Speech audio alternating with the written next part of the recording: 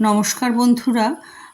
আমার একটা পেঁপে গাছ হয়েছে, অনেক কটাই হয়েছে। তার মধ্যে এই পেঁপে গাছটা না পুরুষ পেঁপে গাছ। তো এর আগে তোমাদের প্রায় 1 বছর আগে তোমাদের দেখিয়েছিলাম আমার আর একটাও পুরুষ পেঁপে গাছ। সেইটাতে আমি কি করেছি যার জন্য সেটাতে কিন্তু পেঁপে ধরেছে। তো এই গাছটাকেও দেখো আমি কি করছি, মাঝ বরাবর আমি অনেকটা কিন্তু চিরে দিচ্ছি।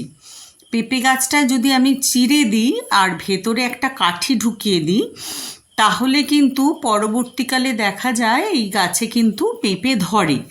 এর আগে আমি তোমাদের যেমন দেখিয়েছি, এছাড়া আরও দু একটাতে আমি করেছি।